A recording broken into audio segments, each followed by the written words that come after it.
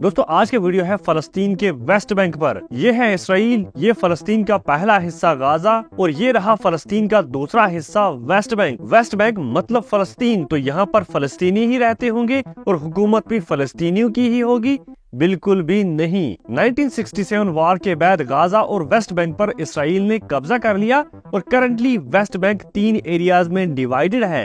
Area A, area B और area C. Area A West Bank का 18% area cover करता है। ये इलाका फलस्तीनी एडमिनिस्ट्रेशन और पुलिस के कंट्रोल में है और तीनों एरियाज में से सबसे ज्यादा डेंसली पॉपुलेटेड है। मतलब एरिया सिर्फ 18% पर पॉपुलेशन सबसे ज्यादा। एरिया बी वेस्ट बैंक का 22% एरिया। एडमिनिस्ट्रेशन जैसे कि एजुकेशन, इकोनॉमिक्स और हेल्थ सेक्टर्स फलस्तीनी अथॉरिटी के पास है और सिक्योरिटी और law and order Israeli army के पास। मतलब इस एरिया में आपको जगह जगह पर इसराइली आर्मी और पुलिस दिखाई देगी और इसराइली चेक पॉइंट्स भी। फाइनली सबसे ज्यादा इम्पोर्टेंट एरिया सी। एरिया सी वेस्ट बैंक का 60% एरिया कवर करता है, जिस पर टोटल कंट्रोल इसराइली एडमिनिस्ट्रेशन और इसराइली आर्मी का है। इस एरिया में 532 रेजिडेंशियल एरियाज हैं, जिनमें 3 लाख फलस्तीनी रहते हैं और 230 सेटलमेंट्स है, जिसमें 4 लाख इसराइली सेटलर्स रहते हैं। इसराइली सेटलर्स मतलब वो इसराइली जो जबरदस्ती गवर्नमेंट की मदद से फलस्तीनियों की जमीनों पर कब्जा कर अपनी कॉलोनीज बना रहे हैं, जिसे सेटलमेंट्स कहा जाता है, और फलस्तीनियों के घरों पर जबरदस्ती कब्जे भी कर रहे हैं। एरिया सी के अंदर ये इसराइली सेटलमेंट्स इंटरनेशनल लॉ और 4th जेनेवा कन्वेंशन के तहत टोटली इनलीगल है, एक फोर्स्ड ऑक्यूपेशन। इस वीडियो में एक इसराइली सेटलर एरिया सी के अंदर एक फलस्तीनी औरत के घर पर जबरदस्ती कब्जा कर रहा है और औरत द्वारा प्रोटेस्ट के बाद जवाब में बड़े कैजुअल अंदाज में कहता है कि अगर मैं आपके घर पे कब्जा नहीं करूंगा तो कोई और कर लेगा। इस एरिया सी के इसराइली सेटलर्स इसराइली लॉ के अंडर आते हैं और इनकी एजुकेशन, मेडिकल सर्विसेज, खाना पीना, इंफ्रास्ट्रक्चर, हाउसिंग सब इसराइली गवर्नमेंट देखती है, एक हाईली एडवांस्ड और डेवलप्ड अंदाज में। मतलब ये लोग हैं तो इसराइली सिटीजन्स पर जबरदस्ती आकर फलस्तीनी इलाकों में बस रहे हैं, वो भी गवर्नमेंट की मदद से। इन्हें यहाँ पर आकर रहने के लिए इसराइली गवर्नमेंट सब्सिडीज तक देती है। ऊपर से लो इनकम टैक्स और लो इंटरेस्ट रेट्स पर लोन और इंफ्रास्ट्रक्चर बनाने के लिए इसराइली गवर्नमेंट की तरफ से सब्सिडीज वगैरह। इसराइली गवर्नमेंट द्वारा ये लीक्ड पुरानी एडवर्टाइजमेंट सुनिए।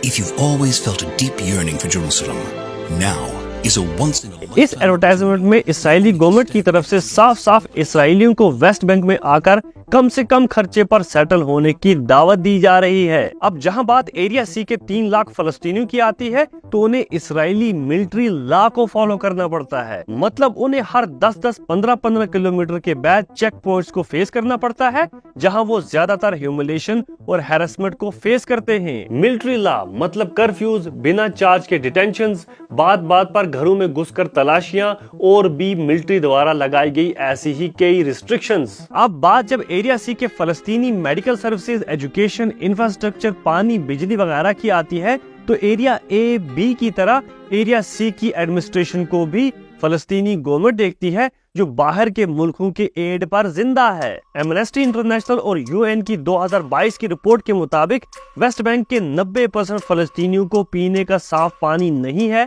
47% टोटली अनएम्प्लॉयड है जो एड पर जिंदा है, 56% गरीबी में जी रहे हैं, 1/3 एरियाज में प्राइमरी स्कूल्स तक नहीं है, जिस वजह से बच्चों को दूर दराज इलाकों में सफर करना पड़ता है नजदीकी स्कूल्स के लिए। बेहद कम और दूर दराज इमरजेंसी और बेसिक हेल्थ केयर सेंटर्स हैं, जिन तक पहुंचने के लिए जगह जगह पर लगे चेक पॉइंट्स की ह्यूमिलेशन, हैरेसमेंट और ट्रैफिक जैम को फेस करना पड़ता है। यहाँ तक कि एरिया सी के 60% इलाके को फायरिंग जोन डिक्लेयर करके इसराइली मिलिट्री के हवाले कर दिया है। और हाँ, फलस्तीनियों को वेस्ट बैंक में मकान या कोई भी इंफ्रास्ट्रक्चर बनाने के लिए लैंड परमिट्स बनवाने पड़ते हैं इसराइली गवर्नमेंट से अपनी ही जमीनों पर। और एमनेस्टी इंटरनेशनल के मुताबिक 40 से 60% ऐसी रिक्वेस्ट इसराइली गवर्नमेंट के द्वारा रिजेक्ट कर दी जाती हैं। और अगर बिना परमिट के कोई घर या इंफ्रास्ट्रक्चर बनाया तो उसे बुलडोजर लगाकर डिमोलिश कर दिया जाता है। और सुनिए, इसराइली सेटलर्स को वेस्ट बैंक के फलस्तीनियों से अलग करने के लिए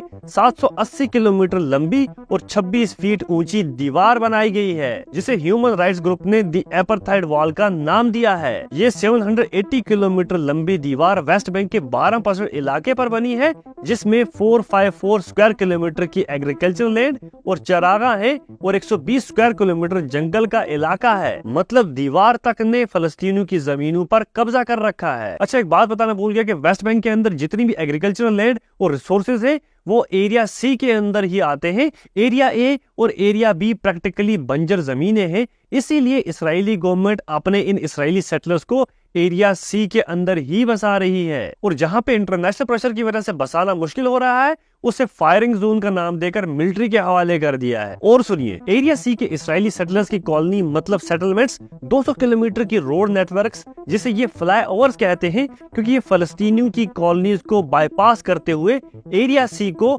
मेनलैंड इसराइल से टोटली कनेक्ट करती हैं। मेनलैंड इसराइल मतलब एक developed nation, that means area C के इसराइली सेटलमेंट्स जो हैं वो हाईली डेवलप्ड और एडवांस्ड एरियाज हैं, जहां पर 1 lakh schools, hospitals, highly developed roads और साफ शफाफ रोडें और एक यूनिवर्सिटी भी है। और दीवार के उस पार फलस्तीनियों को पानी तक नसीब नहीं हो रहा। UNRWA के रिकॉर्ड्स के मुताबिक आज 45.7% फलस्तीनी मतलब 50 लाख के करीब फलस्तीनी रेफ्यूजीज हैं, जिनमें से 30.5 लाख जॉर्डन, सीरिया और लेबनान के रेफ्यूजी कैंप्स में रह रहे हैं। और इसराइली गवर्नमेंट इन्हें इन्हीं के घरों में वापस आने नहीं दे रही। 30 लाख फलस्तीनी वेस्ट बैंक में रहते हैं और उनकी हालत से तो आप वाकिफ हो ही गए। बाकी बचे 20 लाख फलस्तीनी गाजा में रहते हैं। और अगर गाजा की हालत को हम वेस्ट बैंक की हालत के साथ कंपेयर करें तो कंपैरेटिवली गाजा से वेस्ट बैंक कई गुना बेहतर है। तो आप खुद सोचें कि गाजा वालों की हालत क्या होगी। गाजा पर हमने ऑलरेडी एक 3.5 मिनट का वीडियो बनाया हुआ है,